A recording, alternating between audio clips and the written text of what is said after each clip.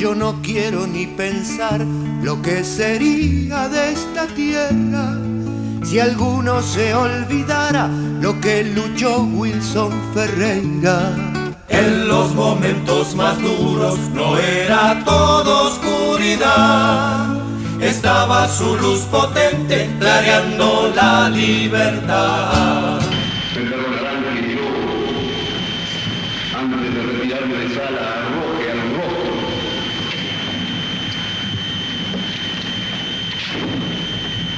De los autores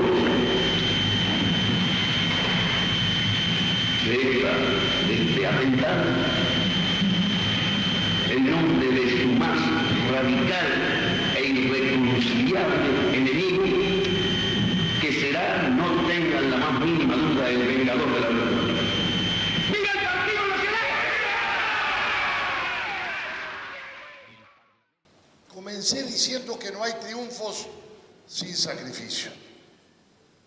No hay nada en la vida que valga la pena que no cueste mucho sacrificio. Y que hay sacrificios que son triunfos.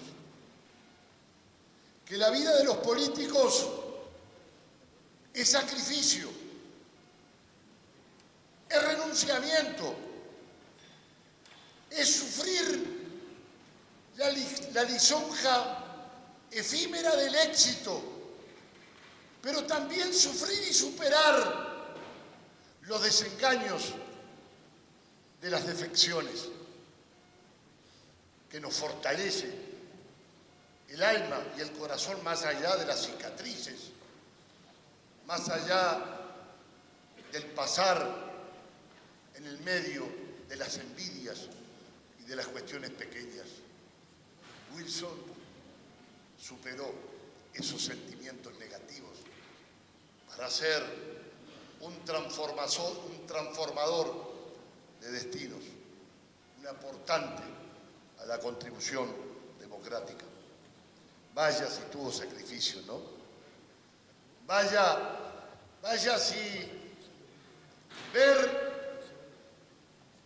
o saber de la muerte del Toba y de Selmar.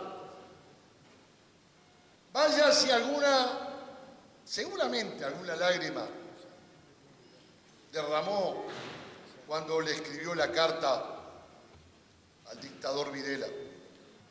Vaya si sufrió cuando no vio crecer a sus nietos por el exilio, cuando se comunicaba por cassette, o cuando nos decía los dirigentes se equivocan. La gente mucho más que todos los dirigentes políticos juntos. Y tenía razón. En los países centroamericanos es muy común que a determinadas figuras se las nombre por su nombre. En Uruguay, más pudoroso, más pacato. Es un círculo muy pequeño quienes se los identifica por su nombre o por su apodo. Pocos entran en ese círculo. Wilson era uno de ellos. Y eso demuestra el cariño que el pueblo uruguayo le tenía.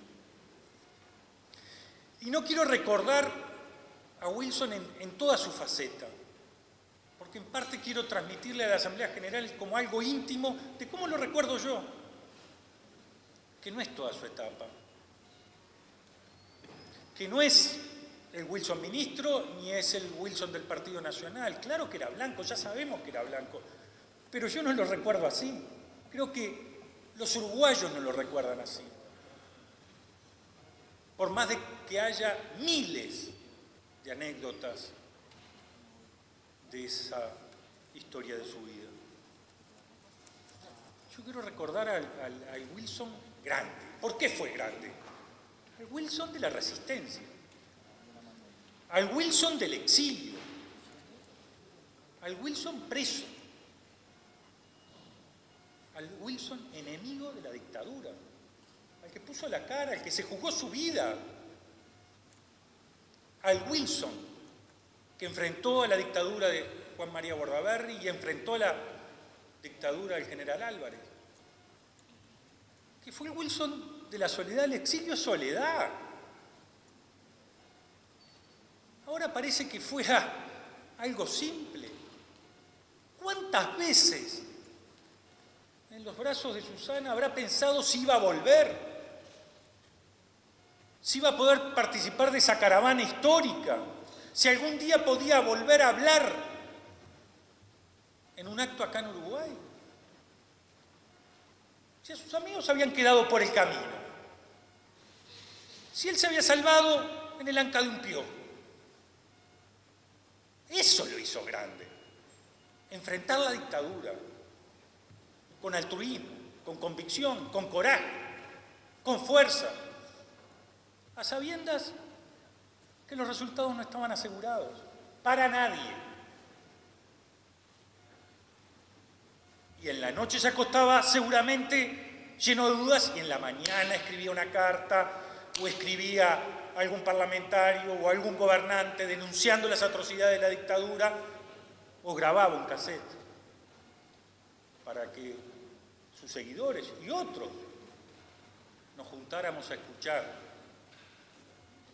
las palabras de Wilson. Ese es el Wilson que yo recuerdo. Ese es el Wilson que a mí me atrapa. Ese es el Wilson que lo hizo grande y que por eso estamos en esta Asamblea General. Está el Wilson generoso, además, de una enorme generosidad.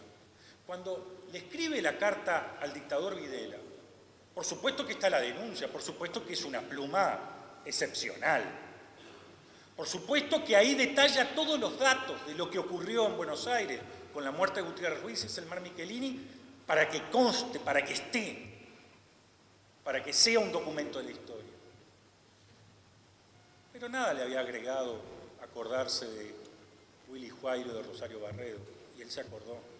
Fue el primero que dijo que eran 4, además del parte policial. Porque era un grande, porque sabía que la vida de los 4 valía lo mismo, independiente que unos tuvieran trayectoria pública y otros no. Fue generoso, muy generoso. A la salida de su prisión fue muy generoso con el gobierno que había sido electo. Entendía en clave política y en clave de amor a su patria de que se necesitaba la paz y que él tenía que hacer nuevamente sacrificios. Pero yo me acuerdo en aquella noche que ese discurso no solo estaba dirigido a los que lo estaban siguiendo, que eran miles, en el año 84, o aquellos que lo veían por televisión, que eran otros miles en todo el país. Yo me pregunto, ¿cuántos alférez, cuántos capitanes, cuántos coroneles vieron ese discurso y dijeron, la pucha, a este hombre lo tuvimos encerrado? ¿Este es el hombre que combatimos? Porque él le habló a todos los uruguayos, incluido a los que tenían engañados. Eso es como lo recuerdo yo. ¿Les habrá pasado a alguno de ustedes que en alguna reunión, en alguna cosa ahí, en algún acto, en alguna cosa, alguien nombra a Wilson y le cae el recuerdo así? No del Wilson de la persona que están nombrando, del Wilson que tenemos todos adentro y que vamos a llevar durante toda nuestra vida. Yo voy a terminar diciendo que para mí Wilson es sinónimo de libertad y ese galardón es el galardón más alto de nuestra vida y de nuestra historia. Yo traía un discurso y he resuelto guardarlo, porque se ha dicho en sala mucho, se ha contado sobre él, se lo ha leído, se lo ha citado, lo hemos visto, lo hemos escuchado, y prefiero dejar fluir. Sobre un hombre que explica en buena medida por qué este Partido Nacional tiene 182 años. ¿Por qué tantos años estuvo en el llano y está orgulloso de haber sido constructor de esta patria y de esta república, porque ha sabido encontrar un lugar a pesar de no gobernar el país y sentirse que lo ha gobernado. Wilson es de esos que ha dejado huella, y nosotros somos de esos que vamos detrás de la huella de Wilson. Y yo quiero rendirle homenaje al protagonista de todos sus tiempos, porque Wilson fue protagonista de muchos tiempos diferentes. Hay un Wilson que fue el ministro de Ganadería a los 35 años, que se tomó en serio transformar este país. Y recorrió el camino de estudiarlo y entenderlo convocando a los mejores, desde la Universidad de la República que puso al contador Enrique Iglesias en aquella CIDE, hasta la convocatoria de todos aquellos que podían aportar algo, vinieran de donde vinieran, para entender la esencia nacional y el potencial que el país tenía para salir adelante. Y lo entendió. Lo entendió y propuso los cambios desde allí, desde ese ministerio, con paquetes de leyes, con medidas que fueron tan adelante de tantos otros que no se entendieron ni en su partido ni en los demás. Pero alumbró la idea de un país forestal, no para hacer muebles, sino para hacer pasta de celulosa. Alumbró la necesidad de investigar permanentemente para agregarle valor a nuestra producción primaria. Y nació de allí Las Brujas, como un lugar para estudiar y aportar conocimiento a los sectores granjeros. Y nació el INEA, para estudiar nuestra tierra y sus potencias, y nació el Instituto de Semilla, para que no fueran los productores los que la tuvieran que crear, sino aquellos que se dedicaran a ella y en las mejores condiciones. Nació esa idea de planificar a largo plazo. Nació desde allí la idea de combatir el minifundio y el latifundio. Nació una propuesta de país integrado, integrador y descentralizado. Nació un tipo que con mucho coraje se animó a enfrentar su tiempo. Fue protagonista de él, siendo muy joven, sobre todo para aquellos tiempos, mientras se enfrentaba a su propio partido, que requería también una transformación. Y fue protagonista de una corriente imponente en el año 71 que desafió a su propio partido y que se lo llevó por delante. Que fue capaz de llamar a los que no pensaban con él dentro de su partido y crear una corriente que llamó por la patria, a la que se incorporaron blancos independientes y también herreristas. Y cuando fue a buscar a Altoba, a Santoro, a Ortiz, creó un movimiento llamado a ganar dentro del partido y llamado a ganar dentro del país, porque generó como protagonista de ese tiempo una ilusión también de transformación nacional, porque fue esencialmente eso. Un hombre que siempre estuvo adelante del cambio, generando ilusión, entendiendo su tiempo, pero con visión de futuro. Y no vamos a revisar qué pasó en esa elección, pero sin duda Wilson fue el hombre más votado de aquel tiempo. Y fue protagonista de tiempos difíciles de enfrentamiento. Fue capaz de hacerse un lugar en un mundo polarizado, bipolar, de la Guerra Fría, que tuvo como territorio de enfrentamiento también nuestra América Latina, patio trasero de un imperio, pero también meta y botín de otra ideología, que encontraron enfrentados a los latinoamericanos y en particular a los uruguayos entre una visión de un gobierno caracterizado por su gobernante y de una guerrilla que venía alumbrada de una enorme mística nacida en Cuba, que se expandía por América Latina y llegaba como solución. Y ese país de guerrilla de un lado y represión del otro parecía no darle lugar a nada más. Nadie podía tener lugar en en aquel Uruguay. Y sin embargo aparece ese hombre abanderado de una causa nacional que con respuestas y propuestas nacidas acá es capaz de generar un pensamiento propio que recoge de un lado, recoge del otro y no se aparta de los principios fundamentales, de la defensa de los valores fundamentales del partido de Oribe, de la institucionalidad más cara de este país, pero proponiendo un cambio que obviamente preocupaba a unos por las banderas que levantaba y preocupaba a otros porque creían que esas banderas le podían ser arrebatadas, porque era una propuesta de transformación y de cambio arraigada en el país verdadero, con gente atrás, con pueblo atrás, para cambiar. Un fenómeno inigualable, con un magnetismo típico del líder y del caudillo, mezcla de lo antiguo y de lo moderno, capaz de interpretar y de generar en el otro, entre lo que me he encontrado, la forma de decir las cosas que cuando se escuchaban decían, eso es lo que yo pienso y no sabía decir. Eso es el líder, el que es capaz de decir lo que la masa piensa, el abrir el camino, iluminar.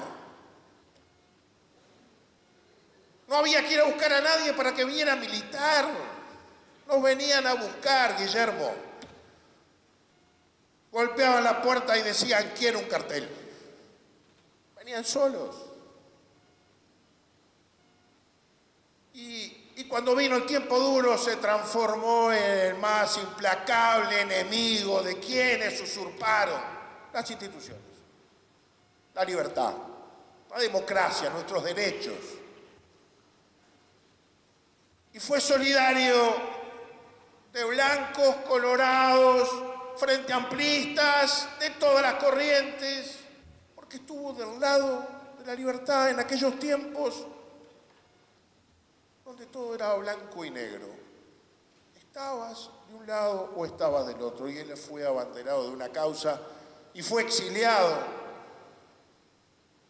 y recorrió el mundo y peleó por este país y se juntó con los que se tuvo que juntar y se solidarizó y entendió lo más importante que debía entender, y fue criticado en mi partido y en otros porque fue capaz de trabajar en conjunto con los que piensan diferente y nos enseñó eso de que dialogar con el que piensa igual es muy fácil. El asunto es acordar cosas comunes con el que es diferente.